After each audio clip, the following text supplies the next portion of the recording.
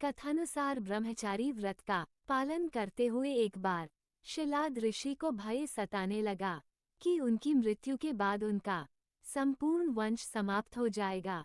वे एक शिशु को गोद लेना चाहते थे, लेकिन वे चाहते थे कि जिस शिशु को वे गोद लें वह आध्यात्मिक हो तथा उस पर भगवान शिव की विशेष कृपा और आशीर्वाद हो। अपनी कामना की पूर्ति के लिए उन्होंने भगवान शिव का कठोर तप प्रारंभ किया। कई वर्षों तक वे तप में लीन रहे, जिससे प्रसन्न होकर भगवान शिव उनके समक्ष प्रकट हुए और उनसे वरदान मांगने को कहा। शिलाद ऋषि ने पुत्र प्राप्ति का वरदान मांगा। भगवान शिव शिलाद ऋषि को उनका मनचाहा वरदान देकर अंतर्ध्यान हो गए।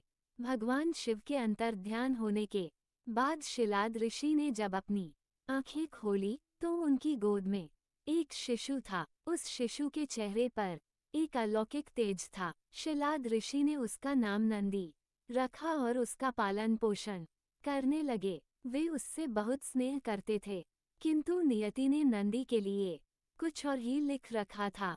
एक दिन मित्र और वरुण नामक दो संत शिलाद ऋषि के आश्रम में पधारे। शिलाद ऋषि ने उनका खूब आदर सत्कार किया। नंदी ने भी उनकी बहुत सेवा की। प्रस्थान करते समय शिलाद ऋषि और नंदी ने दोनों संतों का आशीर्वाद लिया।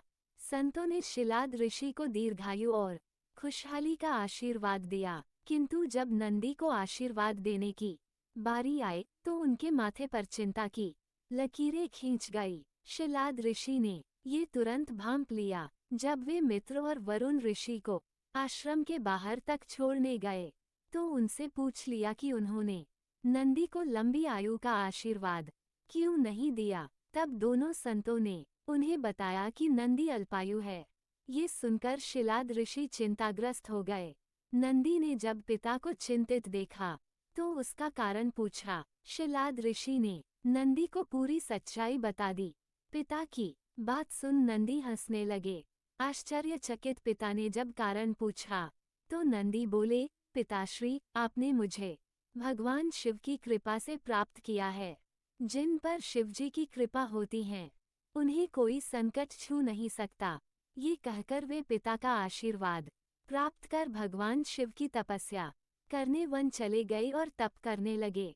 नंदी का तप इतना कठोर, ध्यान इतना प्रबल और आस्था इतनी मजबूत थी कि भगवान शिव को प्रकट होने में अधिक समय नहीं लगा। शिव ने प्रकट होकर नंदी से वरदान मांगने को कहा। नंदी के पूरी उम्र उनका सानिध्य मांग लिया। तब शिव ने उन्हें बैल का चेहरा प्रदान कर अपने वाहन के रूप में स्वीकार किया और अपने गणों में सर्वोच्च स्थान प्रदान किया। शिव ने आशीर्वाद से नंदी मृत्यु के भय से मुक्त होकर अजर अमर हो गए।